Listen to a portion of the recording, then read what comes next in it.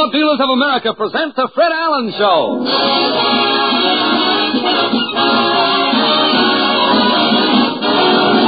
The Fred Allen Show with Fred's guests, Colonel Stoopnagle, Miss Gwen Conga, and Clifford Tatum, Portland Hopper, Minerva Pius, Peter Donald, Parker Fenley, the DeMarco sisters, and Al Goodman and his orchestra. And this is Kenny Delmar speaking for your Ford dealer. All this month, the National Safety Council is sponsoring a nationwide campaign. Their slogan is, to check accidents, double-check your car. Let's all get on the bandwagon. See your friendly Ford dealer and have him check your car from bumper to bumper. He knows just what to do to get it in shape for all your summer driving ahead. Naturally, Ford dealers know Ford's best. Their mechanics are Ford trained, they use special Ford equipment, and factory-approved methods. They can supply genuine Ford parts. They can save you time, trouble, and money. Make it a point tomorrow to take your Ford back home to your Ford dealer and have him give it a real going-over.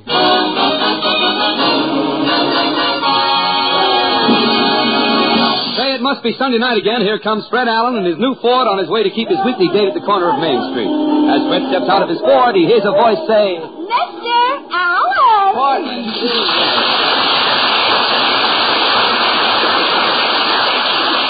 Portland, have you been waiting long? No, I picked your mail up at the post office. Oh, my mail. Well, thanks a lot. Let me see what's in the mail. Oh, this first note is from George McCoy. You know, the press agent? Formerly gargantuous secretary, and then he became a press agent later. George says he has a new client, a grocery boy, Alexander and Agnes, who has written a song. What do you know? A grocery boy wrote a song? It's called An Onion and You. Is he the fellow who wrote, I'm sorry I made you cry? Oh, who knows? A guy writes about an onion. If he's in love, why doesn't he write a song about his tomato and have the thing over? I'm just getting the weak ones out of the way before I... what other mail...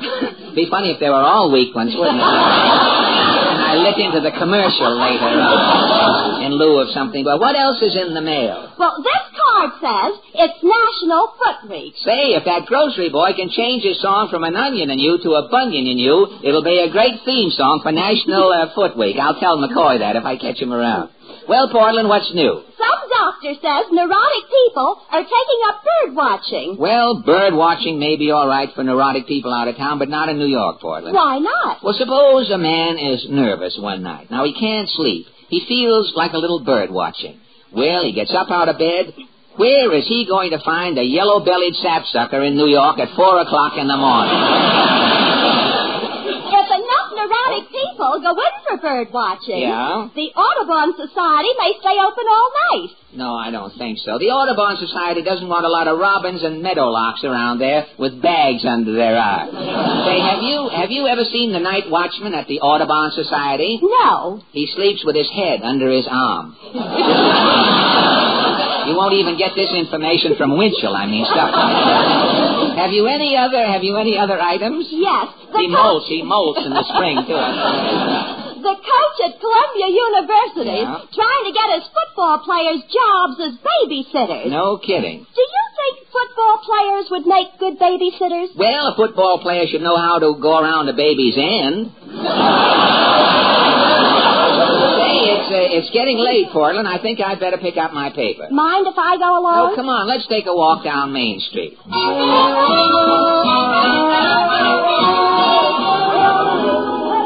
does the paper say? Hey, look at this headline. Truman budget faces deficit. Do you know what a deficit is? It's what you've got when you haven't as much as you had when you had nothing. Yes. That is a deficit. Too bad this isn't that $64 show. You would be that much richer. Say, here's something. Look at this.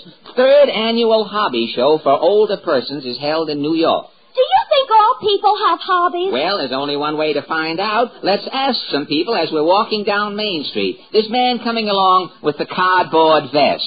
Pardon me, sir. Claghorn, say Claghorn's the name. Senator Claghorn, that is. Well, Senator... Step aside, son. If you're selling phony jewelry, I ain't no country jay. Well... Now, don't hold me up, son. I'm busier than a one-armed man trying to use his dental floss. Wait. You're busy, Senator? Si, amigo, frango, cidado, limpo, pepino. What is that? I'm talking Portuguese, son. Portuguese. I've been entertaining the president of Brazil all week. Hey, the president of Brazil. Yeah, he was paying back a visit that President Truman made to Brazil in 1947. Oh, he paid back that visit, huh? It's the first thing any country has paid back since Harry has been president.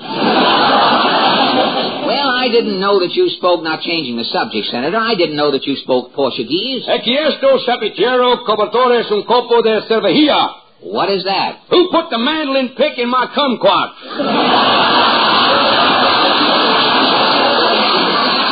Say. Son, you say that to a Portuguese, and the next day you'll be up before the UN. Well, you greet all of the president's visitors, Senator? Well, most of them, son. Last week I was on the town with Grandma Moses. Yeah? Kicking it around with Grandma Moses, eh? Well, while she was in Washington, did Grandma Moses do any painting? Yeah, Harry had Grandma Moses out painting the back of the new White House. Okay. Well, Senator, about our question now tonight. Do you think people should have hobbies? Well, son, at a certain age, a hobby's like a cane. Man has got to have one. Really? I used to have a hobby. Well, what was your hobby, Senator? I was always inventing. Inventing, eh? I had one old model I was working on for 30 years. And what became of that old model, Senator? The last I heard, she was back working for Minsky.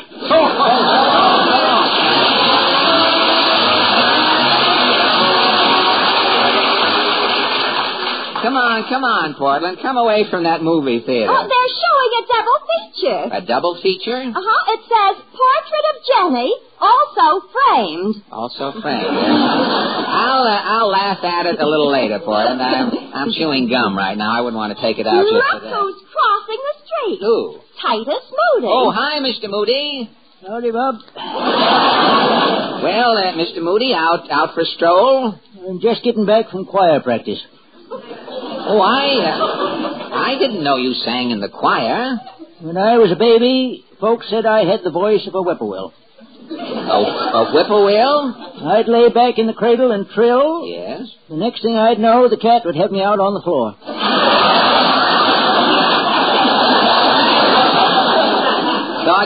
Thought you were a bird, eh?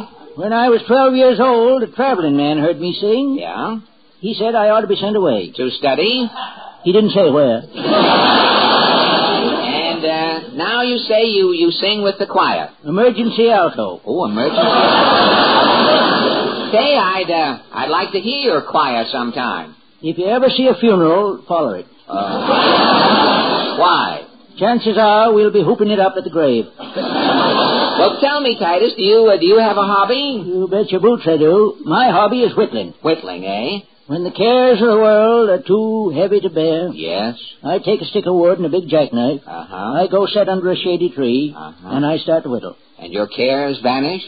Gradually. Uh-huh. Now, I'll argue that whittling is man's best hobby. Can you prove that? I can. How? You sit down beside me. Yes. You watch me whittle long enough. And if I watch you whittle long enough? You'll see my point. So long, bud.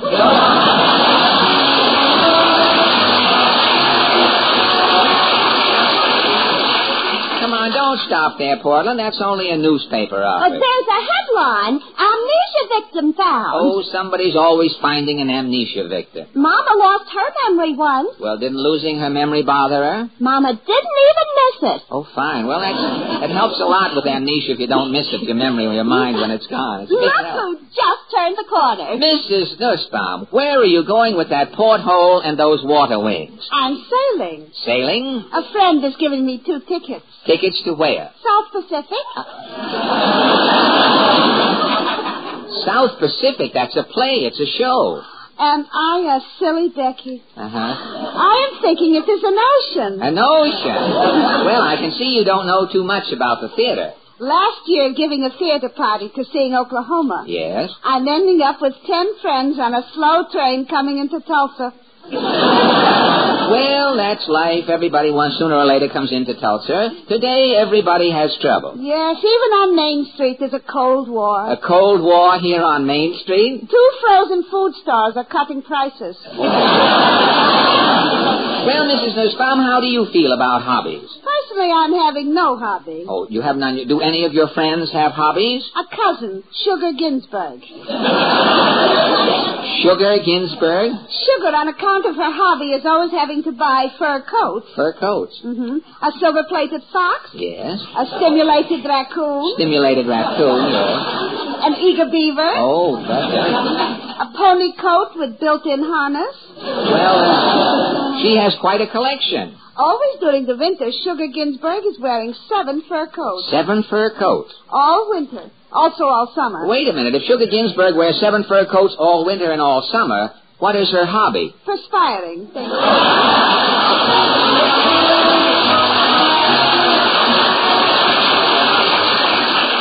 Well, Portland, a walk down Main Street is like taking a shortcut through a Turkish bath. You get steamed up, but that's about all that happens. You didn't find out much about hobbies, did you? No, I didn't. I tell you what, I'll try one more character. This little man coming along wearing the turtleneck knickers. Hi. Hi, chum. Here, now, get your hands off me. I can take on to it. How do you do?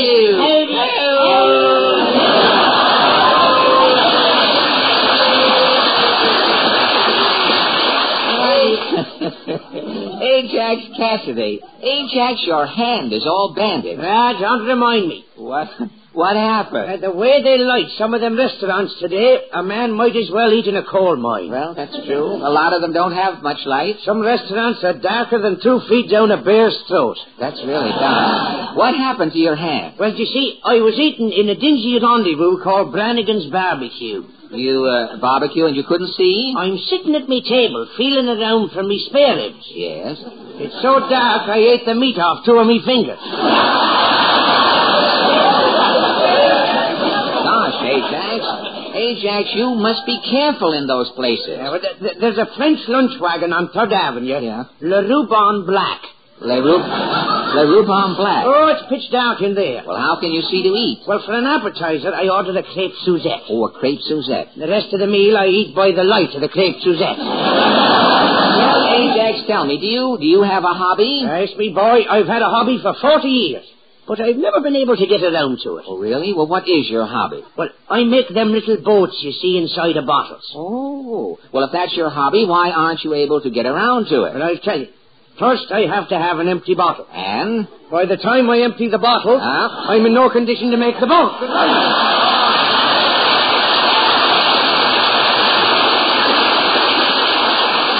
Now, come on, Portland. I'm stopping in at the music store. Well, I can hear the record of the week. The record this week, I got this a hot tip from Jack Eigen. The record this week, it hasn't been released yet. Al Goodman and his orchestra and the 5 DeMarco sisters are doing I'm in Love with a Wonderful Guy.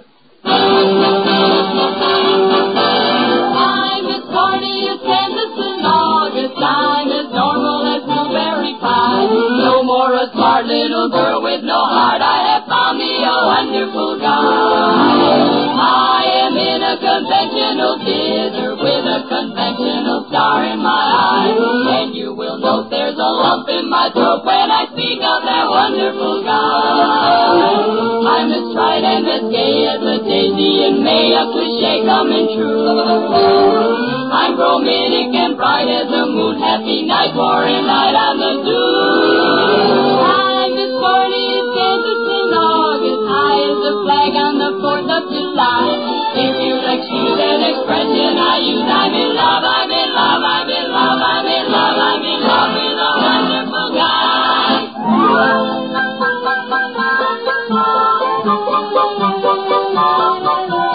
If you'll excuse an expression I use, I'm in love. I'm in love. I'm in love. I'm in love. I'm in love. I'm in love. I'm in love with a wonderful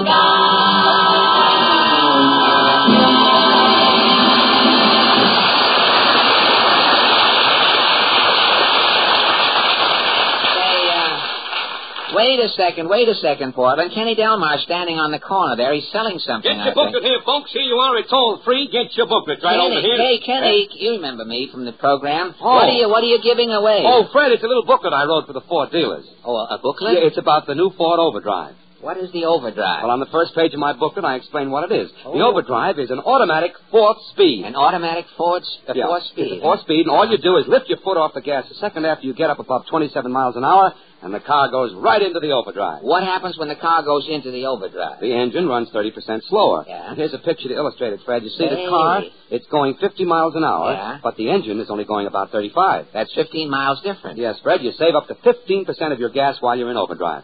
And your engine lasts longer in overdrive because of the fewer revolutions per mile. Uh-huh. The overdrive is optional at extra cost, but everybody will want it because it helps pay for itself. You explain all of this, you say, in your booklet, Kenny? Yes, Fred, and I also show it's more fun driving with the overdrive. Your engine runs quieter and smoother. It accents the new Ford feel. Well, Kenny, I think I'll take one of those booklets. You won't regret it, Fred. You sure? Yes. So long, Kenny. So long, Fred. Here you are. Get your booklet right over here.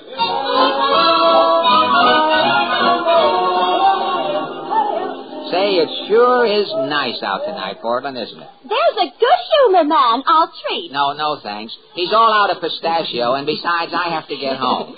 I have to finish writing my program for next Sunday night. Your program isn't written? No, I tried to write it last night, but I had to give it up. What happened? Well, it's rather a long story, but if you want to hear it, I'll go into it. I was in my apartment working on the program, trying to think of jokes, and I was sitting at the typewriter.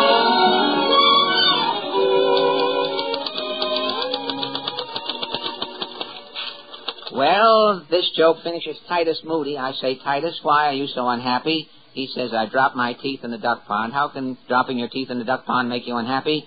That's how I got down in the mouth. Oh, brother. With jokes like that, will my hooper go up, brother? Oh, down at the doorbell, just as I'm going to it. So I'm right in... Coming! Hi, Freddie. Joe and Marge. Hey, Freddie, we hate to bother you. Yeah, only something's come up. An emergency, Marge? Yeah, you see, Marge and me has got a date to watch some television, and our sitter didn't show up. Well, what do you want from me, folks?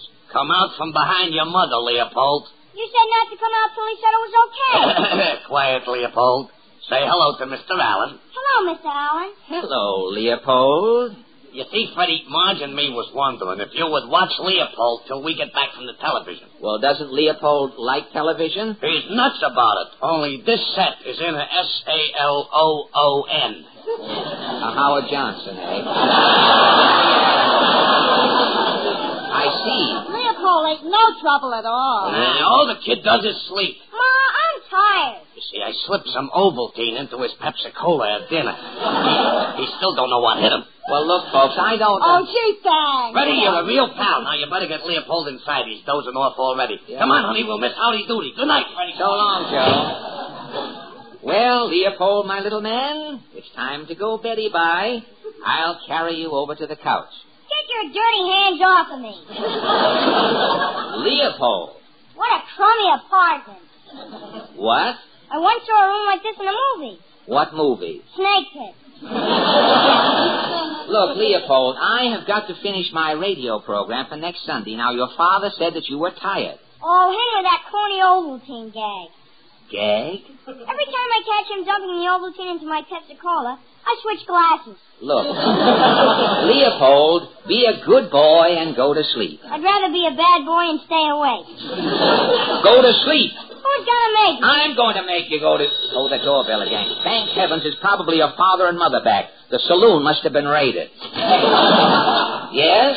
Pardon me, is Fred Allen in? Colonel Stoopnagle.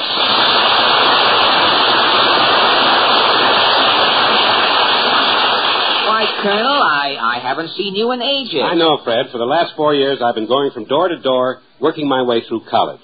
Today, I was graduated. And now that you're graduated? I'm out of work. That's why I've come to you, Fred. Why? May I step in? There's a draft out here. Oh, of course. Come in, Colonel. Yeah, I have a hole in my coat. Oh, well, come right in. Come right in. Ah, thank you, Fred. Congratulations, young man. You are going to make a fortune. A fortune? How? Just by investing a little money in my latest inventions. Oh, you have some new inventions? Yes. First, there's the Stoopnagle hourglass, the greatest time saver ever invented. Really? My hourglass saves you 20 minutes every hour. How? It's filled with quicksand. Look, Colonel, now You might also be interested in my white tablecloth with a tea stain in the center. A white tablecloth with a tea stain in the center? Uh-huh. It's to use when you have English guests for dinner. You know how they love a spot of tea.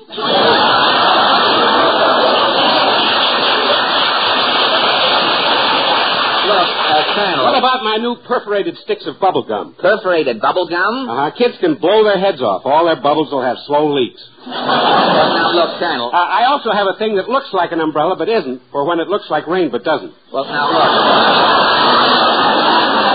Colonel, I can't talk about the inventions now. I have to finish writing my program for Sunday, and also I'm babysitting. I've got a kid in here. I'm trying to put him to sleep. Fred, are you lucky I dropped in? Lucky? Putting kids to sleep is my specialty. Really? Where is this brat?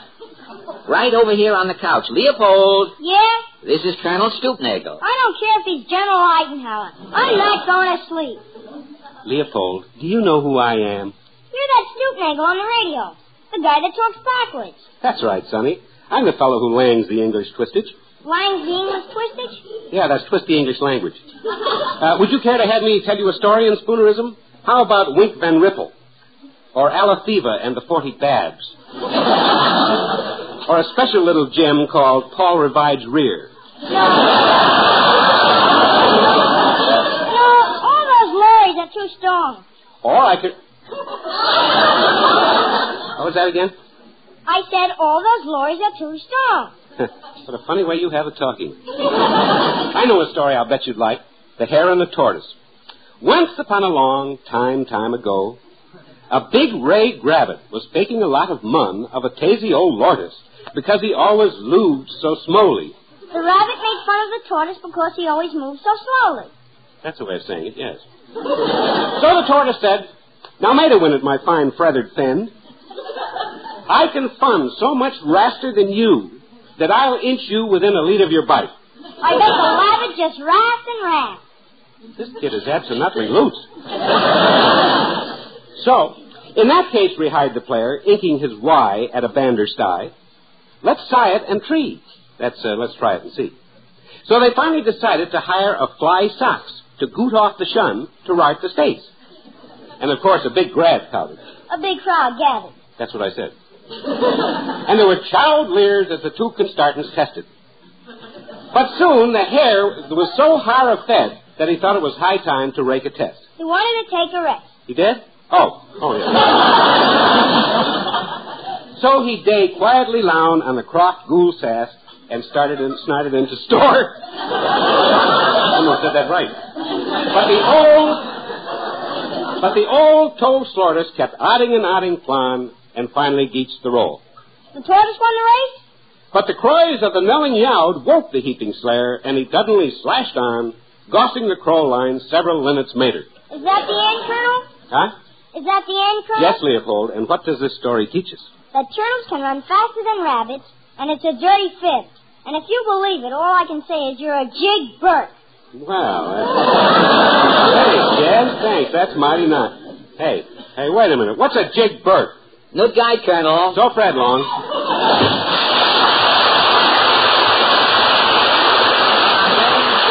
Now, Leopold, get back on that couch and go to sleep. I don't feel sleepy. Kill me. I'll try one other thing first. I have some children's records here. They're supposed to put kids to sleep. Put on a record. I defy you. All right, here's a record. Here's a song, Down by the River, sung by Gwen Conger and the DeMarco sisters. Now, close your eyes, Leopold. I'll start the record. Listen. Dark brown is the river, golden is the sand. It flows along forever with trees on either hand. Green leaves are floating, castles of foam, boats of mine are boating, where we'll all come home. On goes the river, and out past the mill, away down the valley, away down the hill, away down the river, 100 miles or more. Other little children shall bring my boat to shore, shall bring my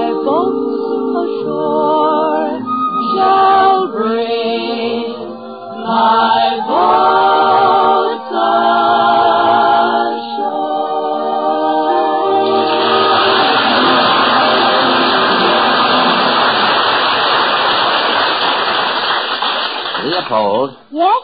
Are you asleep? Are you kidding? Now, Leopold, if you don't get some sleep, you'll get bags under your eyes. Look who's talking.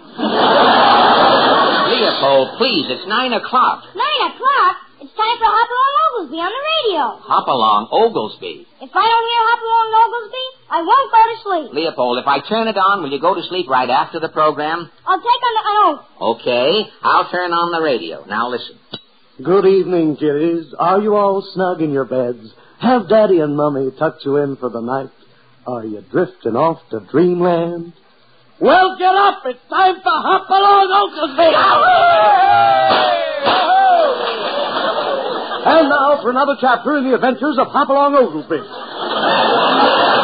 Last night, kiddies, you remember we left Hopalong in a tight spot. He had cornered Dead-Eye Dick, Jesse James, and the Dalton boys in a deserted silo. And then Hopalong discovered he had no gun. Fortunately, nobody noticed. Hopalong had been pointing his finger and yelling bang, bang until Lulu Bell could get back with his gun. As the scene opens, Lulu Bell comes riding out of the gully. Whoa, Ponder. Lulu Bell! Here's your gun, Hopalong. Are them varmints still in the silo? I got 'em trapped, Lulu Bell. Be careful, Hopalong. They're the roughest, toughest outlaws in the West. It's me or them, Lulu Bell, and it ain't gonna be me. Give 'em what for, Hopalong? I'll give them varmints one last chance for a shoot. Dead-Eye Dick, Jesse James, and Dalton boys, are you coming out? No! Then I'm coming in. All right, stop it.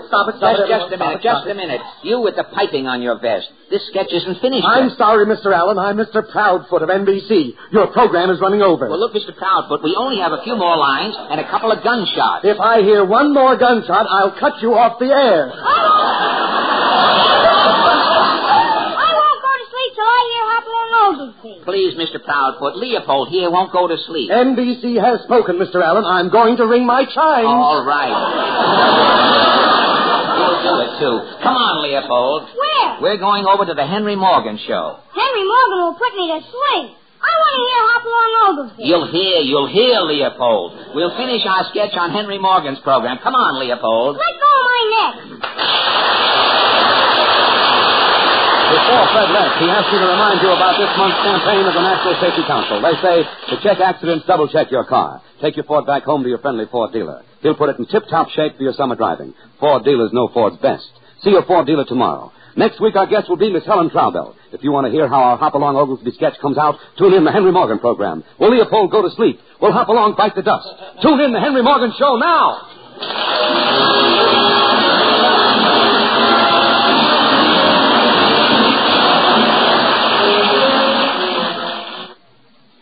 This is NBC, the National Broadcasting Company.